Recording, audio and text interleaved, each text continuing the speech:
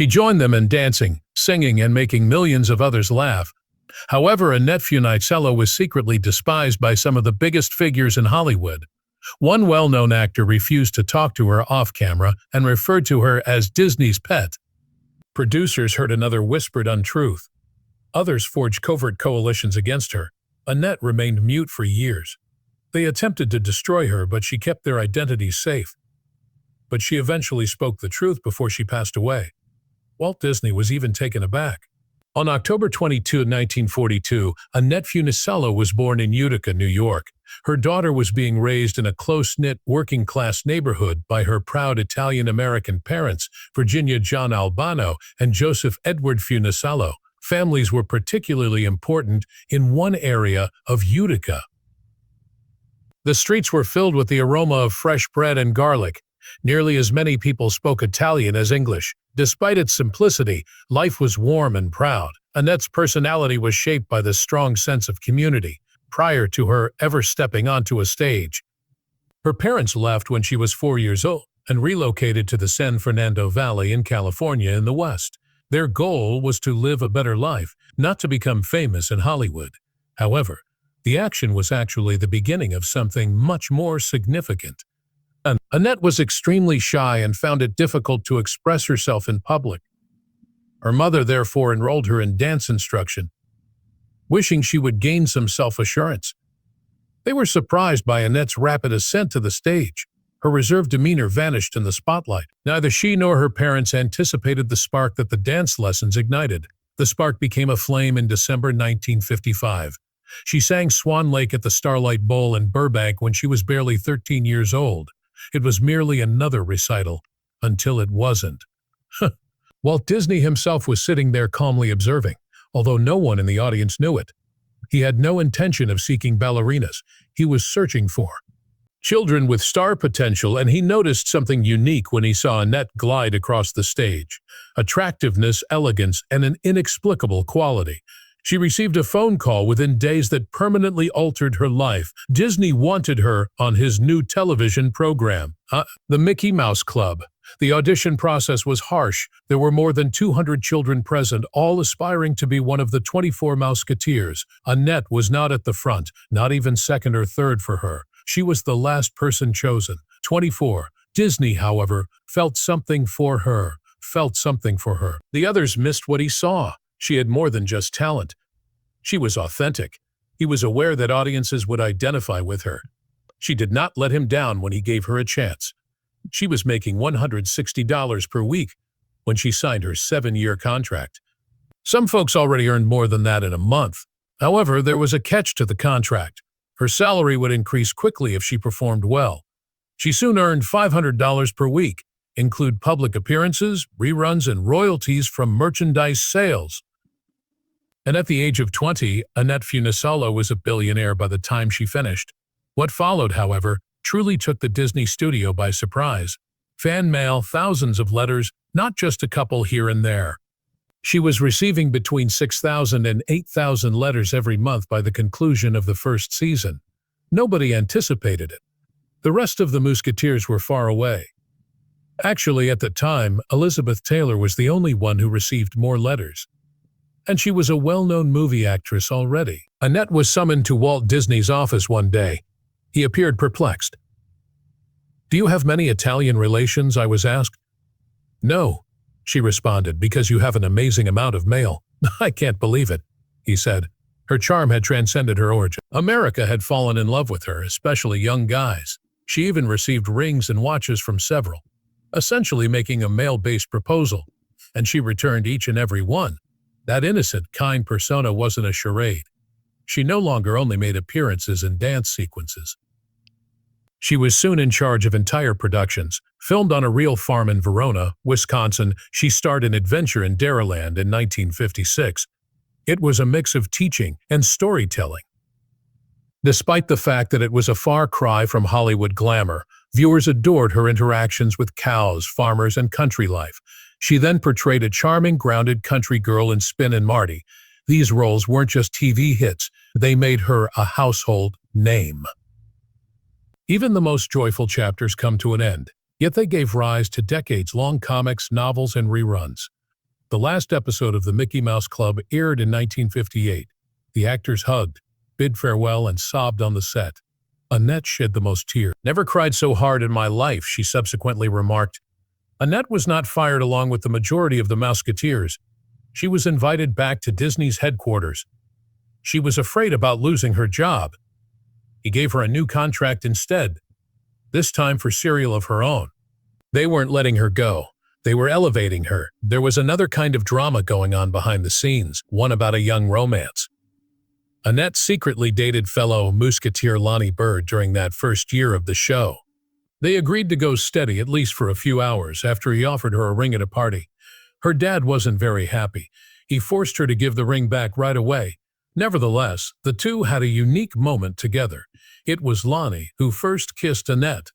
Until her memoirs came out in 1994, he was completely unaware of the reality. They got back together for the television film Lots of Luck decades later. Two of the original Mouseketeers only ever acted together as adults once. It was a charming full-circle experience that demonstrated that some childhood memories endure despite the competitive nature of Hollywood. Something unexpected occurred in 1959. A song that was just 1 minute and 38 seconds long yet made music history was published by a vivacious adolescent girl named Annette Funicello.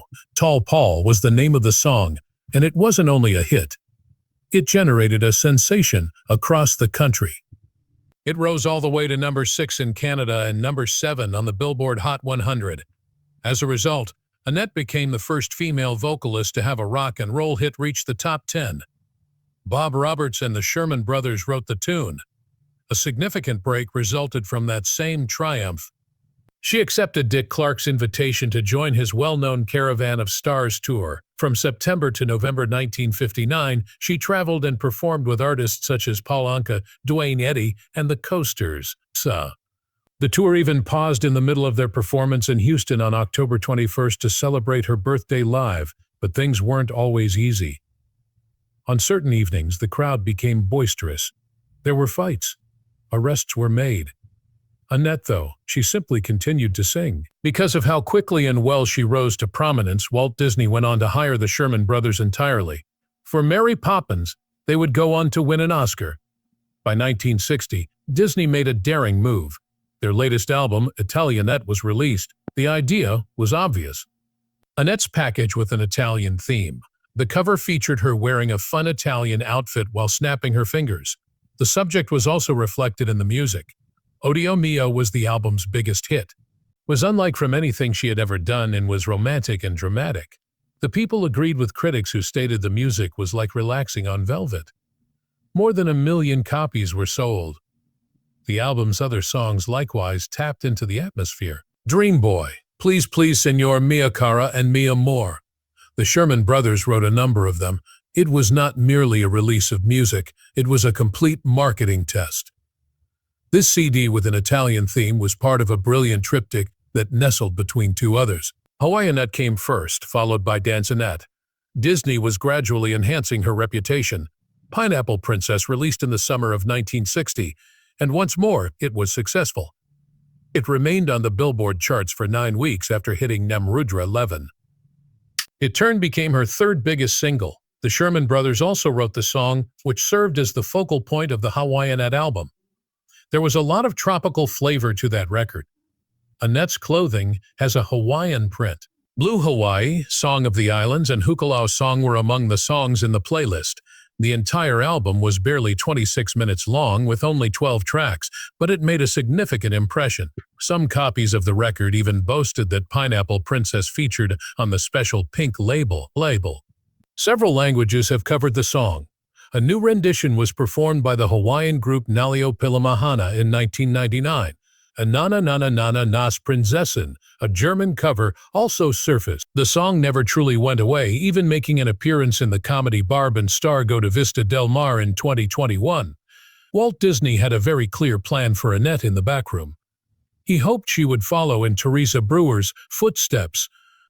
Brewer had recorded more than 600 songs and had peaked at the top of the charts in the 1950s with oddball singles like Music, Music, Music. Her accomplishment was praised by Disney, who wished to emulate it. He thought Annette might be able to do the same. Here's the twist, though.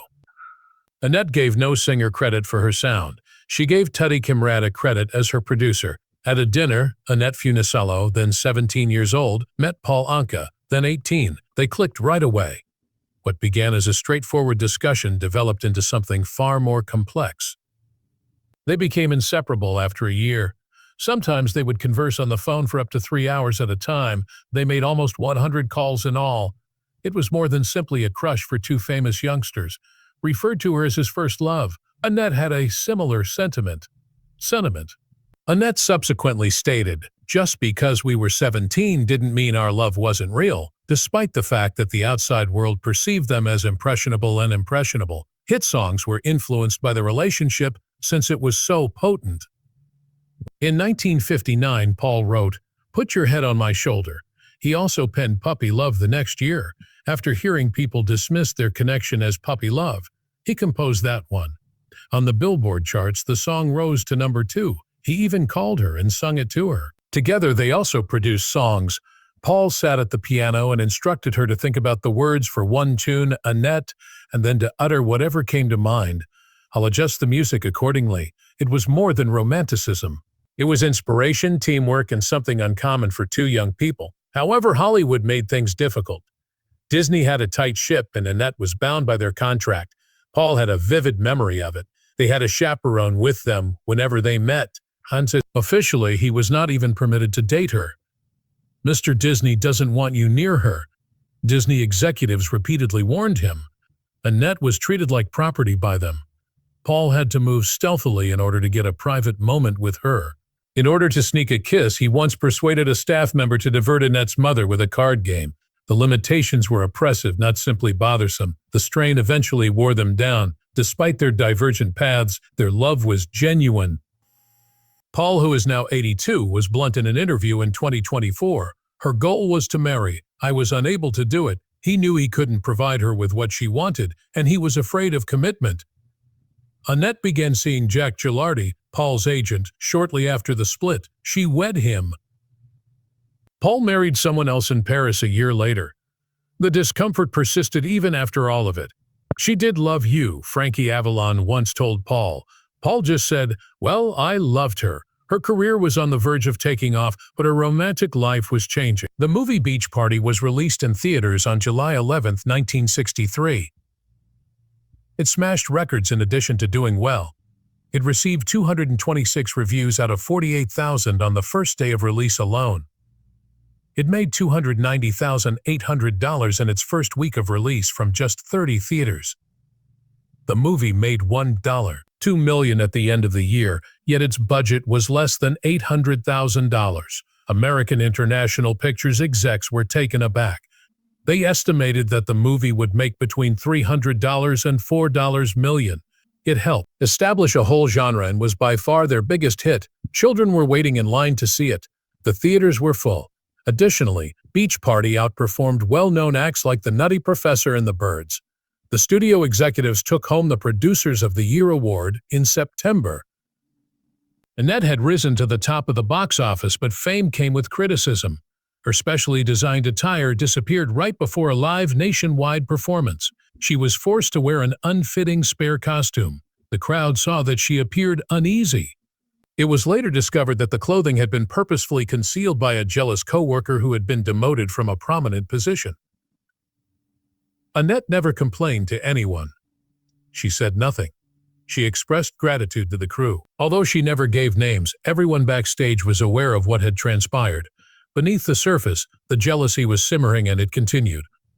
Producers demanded more as the popularity of beach movies continued to grow. More attractive skin, Annette needed a makeover, they decided. The subsequent draft included dances, bikini scenes, and skimpy attire. She rejected when she noticed the alterations. She believed it violated all of her principles, particularly the faith of her devoted followers who had followed her since the Mickey Mouse Club. The creators weren't pleased. They quickly became cold. In their promotional materials, they took her place. Another actress was cast as well. Disney had to intervene to restore order. Annette refused to back down. Because of her honesty, she became a target in a society that was often asking young women to sell their image, too. Other actresses were incensed behind the happy beach scenes. They believed Annette didn't need to make an effort. She was consistently chosen, commended, and flawless. Everyone who had to put in more effort was annoyed by that flawless picture. It went beyond jealousy. It was bitterness. Before that live broadcast, a rival who was upset at being replaced concealed Annette's costume. According to rumors, she only received jobs because she was Disney's favorite. Perhaps she was, but she also bore the consequences of that partiality. She had to defend the image that initially made her a star while others fought for attention. At the age of 22, Annette Funicello fell in love with her Hollywood agent, Jack Ghilardi, who was 12 years her senior. She was transforming from a Disney child star to a full-fledged teen celebrity at the time, appearing in popular shows like Babes in Toyland and the Beach Party television series with Frankie Avalon. Not every agent was Ghilardi. Her career was being guided by him. Their business partnership subtly evolved into a more intimate one, and they were married by January 1965. The public's response was prompt and passionate. In fact, Charles Schulz even depicted Linus sobbing over Annette's wedding in his Peanuts comic strip, stating, "I can't stand it. This is awful. How gloomy. Annette Funicello is an adult now." However, cartoon tears was a connection with disturbing undertones that went beyond the headlines. Later on, Annette acknowledged that Ghilardi had given her the same nickname as her father, Dali. She found it endearing at the moment. In retrospect, it was an indication that she still considered herself a girl and not yet a married woman. She said that she still felt like a 16-year-old when they got married. She didn't want to argue with him or aggravate him, so she delegated all significant decision-making authority to Ghilardi. Together they have 3 kids, Jason, Jack Jr., and Gina. However, that silent obedience evolved into silent pain throughout the years. She started to feel constrained as her confidence increased. She didn't have a collaboration in her marriage. It was a one-sided agreement that resulted from ignorance and an unequal distribution of power. Frankie Avalon was one of the bright spots in her life during this period. A lucrative series of beach films had been produced by their on-screen chemistry. Off-screen, however, their bond turned into something unique in the entertainment industry. Sincere, devoted, and enduring. Avalon became the godfather of Gina, her daughter. Furthermore, he was more than just a name on a certificate. Even after the cameras stopped rolling, he continued to be active with the family for more than 30 years. Their bond grew stronger.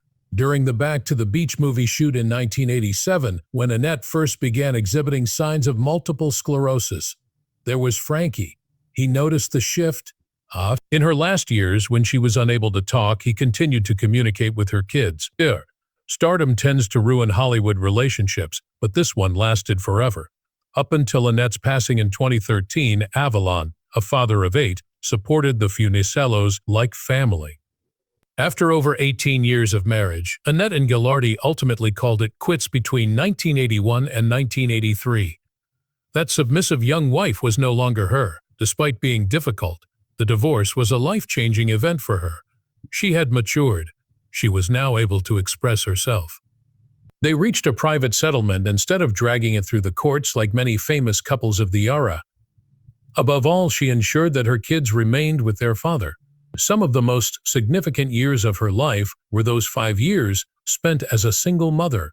After volunteering at St. Cyril's School and driving carpools, she at last discovered her voice. She said she really came into her own over those years. No longer live in someone else's shadow or fearing confrontation. Next up was Glenn Holt.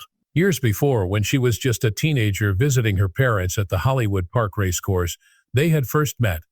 Holt, a harness horse trainer, had pleasant memories of her.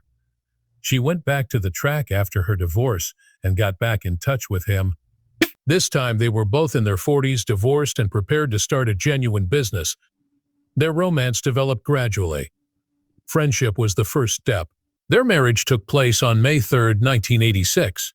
In a charming homage to her Disney heritage, Mickey Mouse made an appearance at the reception and danced with the bride. They managed to make it work by combining their families together. Annette Funicello was 45 years old and experiencing a career comeback at the beginning of 1987. She was back on TV for Back to the Beach and had reconnected with Frankie Avalon. However, something horrifying was taking place behind the scenes. Zines constantly felt lightheaded. The headaches persisted. Worst of all, she had trouble walking normally.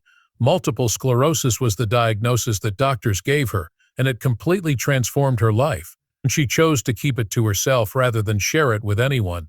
Not her family, not her friends, not her friends. She kept it hidden for 5 long years. Her body was gradually shutting down while she performed on stage and grinned for the cameras. She feared being perceived as frail or broken. She remained silent despite her stumbles during shooting. The woman they saw happy and dancing was barely able to keep herself together, but no one knew it. But there was a cost to concealing it. People became aware of the problem. She was unable to walk normally. She appeared wobbly. There were whispers. Was she intoxicated? Was she concealing a drinking issue? The press was ablaze with rumors. She had become another washed-up child star holding a bottle, according to tabloids. Although it was untrue, the rumors persisted. It was heartbreaking for someone who had long been regarded as America's sweetheart. Annette was afraid that people would no longer adore her, so she kept quiet. She chose to live with the disgrace rather than rectify the falsehood. She was fighting a sickness that gradually robs people of everything. But to the outside world, she was just another burnout from Hollywood. It stung worse the more they talked about it. Finally, it got to be too much. She made the decision to speak up in July 1992. She gave the world the truth in a compelling interview on 2020. Since 1987, she had lived with Miss Everyone was taken aback by the discovery. People listened, they cried, and they apologized. She clarified that she kept it a secret in order to avoid upsetting her admirers. However, that gossip had spread too far. She was awarded a Disney Legend by the company the same year. It seemed like the right moment. Annette was no longer merely a former musketeer. She came to represent a sickness that millions of people were too scared to discuss. Her candor encouraged others to come forward. She transformed suffering into meaning. She wasn't done yet, either. The Annette Funicello Research Fund for Neurological Disorders was established by her in 1993. The name on the letterhead wasn't all that. Her battle was made public. She ensured that every money was used for research. No trash, no salary, only science. The fund focused on treatments that would truly have an impact, supported innovative research, and collaborated with significant organizations. Glenn Holt, her husband, gave it his whole backing. Even after her death, he continued to gather funds, spread awareness, and carry out the objective. Families found hope in the fund. It provided data to physicians. It also provided a rationale for Annette's suffering. Glenn Holt was not only a spouse. Her lifeline was him. In 1986, right before her symptoms started, they got married. He became her voice, caregiver, and protector for the following 27 years. He adjusted as the illness worsened. In 2004, Glenn used a harness racing seat to create a personalized wheelchair for her when she lost the ability to walk. He continued to speak to her daily even after she lost her capacity to speak in 2009. She required a feeding tube by that point. She was totally reliant. However, Glenn never put her in a hospital. He supported her, employed nurses, and stood up for her honor. He even became a board member of her foundation and assisted in planning fundraising efforts. He wasn't only looking after her physical needs, he was keeping her soul alive. However, the agony persisted. In March 2011,